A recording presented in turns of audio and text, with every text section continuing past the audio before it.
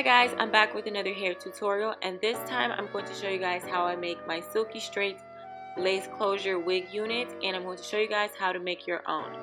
Now this is a different type of cap that I'm using, but it is a stretchy cap. I'm actually making this for a client, so she purchased her own Amazon cap, but you can get this from a local beauty supply store.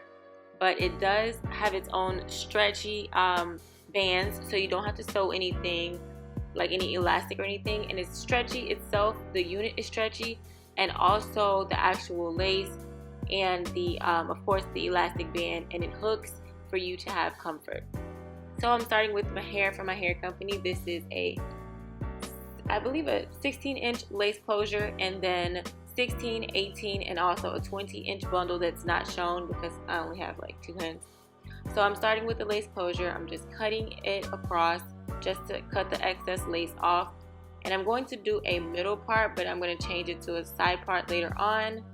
And this is just how I make the part, and then how to get it really flat before you actually put it onto the dummy is to get a nice flat iron, or you could do a hot comb, but I'm pretty much, you know, modern.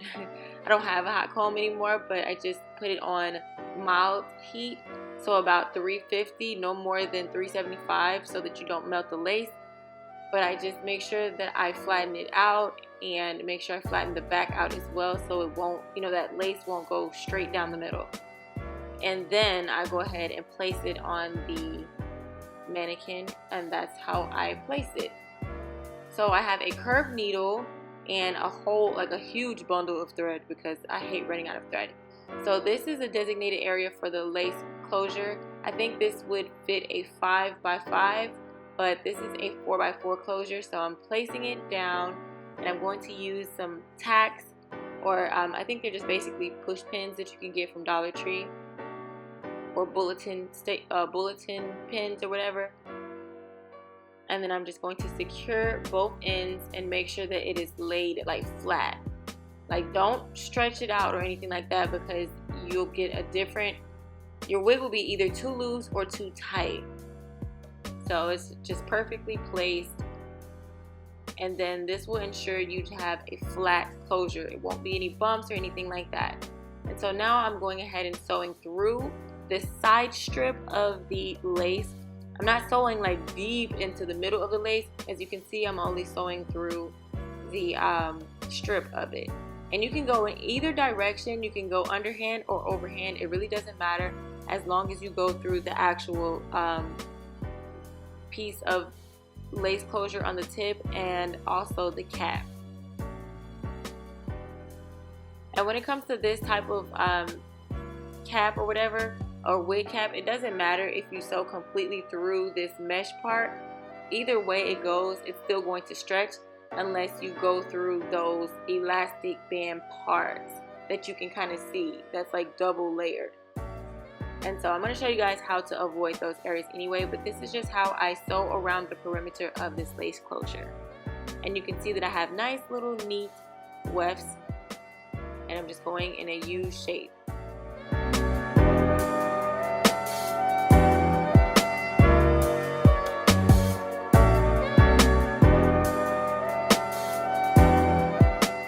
Okay, so when you're ending any piece of weft, make sure you always double the knots and then cut it pretty closely so that the excess thread won't show. And this is what it looks like. I've sewn all the way around the perimeter, and now I'm starting at the back.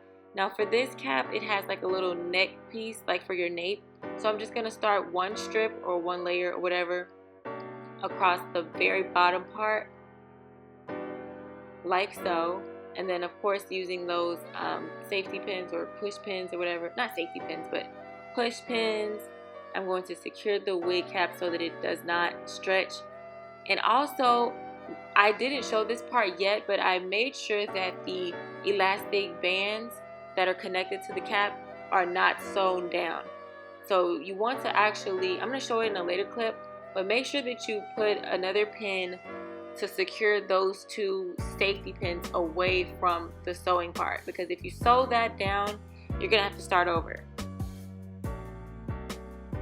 So I'm just sewing through the mesh at this point, and I'm avoiding this thick strip on the side so that it can still stretch.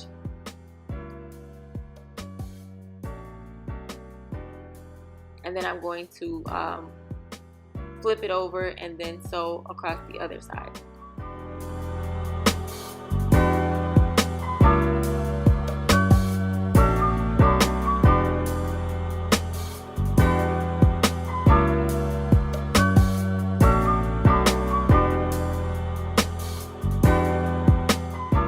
Now in this angle you can kind of see it better with the part that I'm actually trying to avoid, and you can see that I'm making sure that I'm not sewing across this little band right here, the actual elastic band. So make sure you do not sew over that, and try to put your finger, you know, pull the actual wig cap out some so that you can ensure that you're not sewing on top of that elastic band. You don't want to sew those two together. And then I'm just going back across and avoiding that little middle strip right there.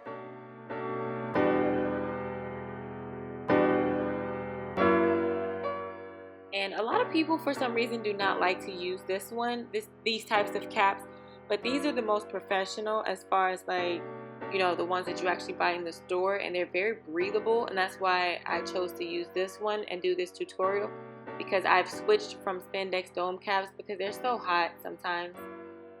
And so this one is a really good cap, and it really is one size. You can order some that are smaller, but you know, it's still pretty stretchy, and it has the built-in bands. Now this is the part that I was speaking of earlier. I decided to go ahead and actually pull it down from underneath the rest of the cap so that I won't sew it together accidentally. But yeah, this is a medium cap, by the way, but to me it's still one size basically. And so this is what the wefts look like so far.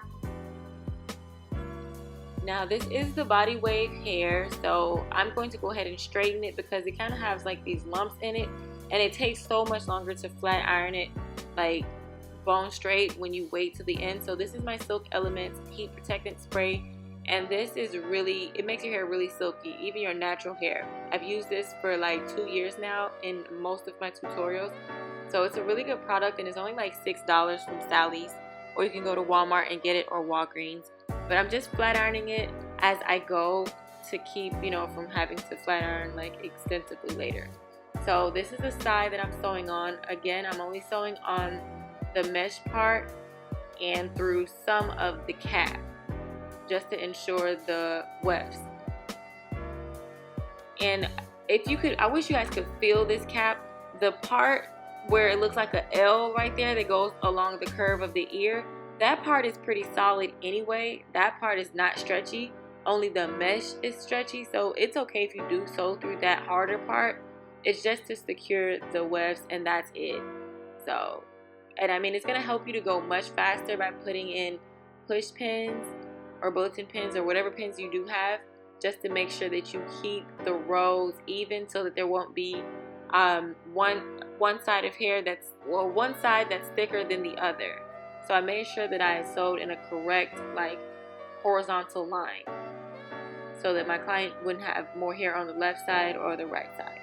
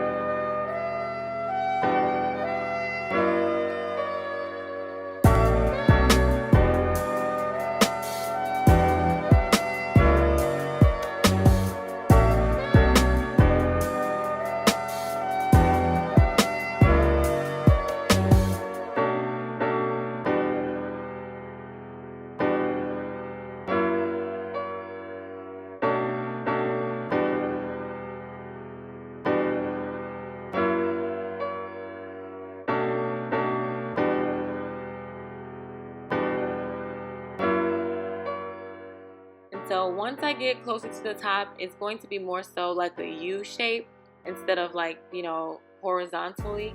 So that's basically what I did. I just kept sewing around as a U, like in a U shape, and that's how I closed it off. And now I'm going to straighten the top part of the hair that I did not flat iron, and I'm going to style the unit. And again, to reiterate, this cap is a really nice breathable cap, and it does really fit well, and it has the built-in elastic band for extra security, and then you can still sew it on like a sew-in. So this is a really good alternative for the basic spandex dome cap. And so you can see now how much like straighter it is now that I've actually straightened it better. And I'm going small layer by small layer. And then even if you had a side part, you do it the same technique. You just make a side part and do it as like such.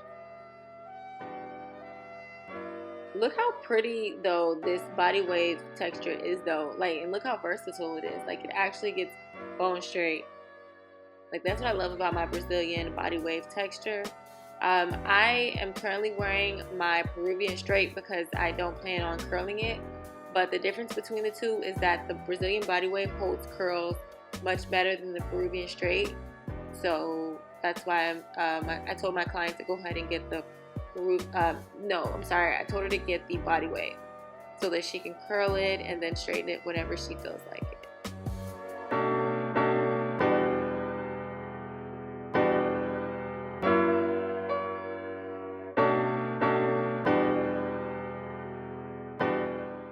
Okay, and to flatten it out even more, you just, after you take the wig off, just basically flat iron it just like this. Flat iron the lace closure part, and then finish flat ironing. Or you could also use a hot comb or use the mousse method and tie it down, but I just didn't have time for the mousse to dry, so I just rather use a flat iron.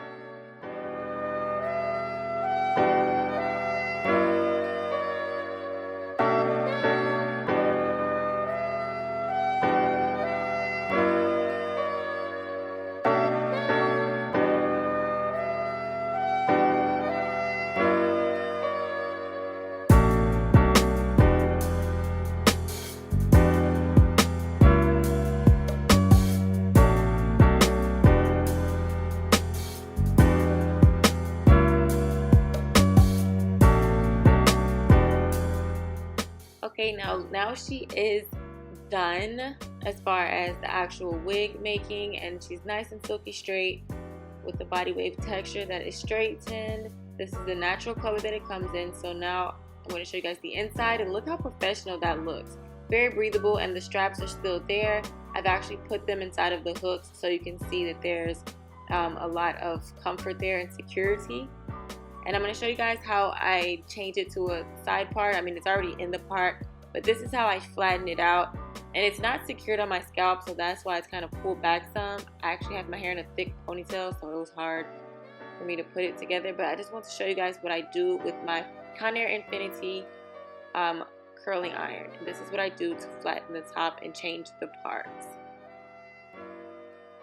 And that's basically it to the styling. Thank you guys for watching. Comment below and check out my hair company. See you guys in my next video.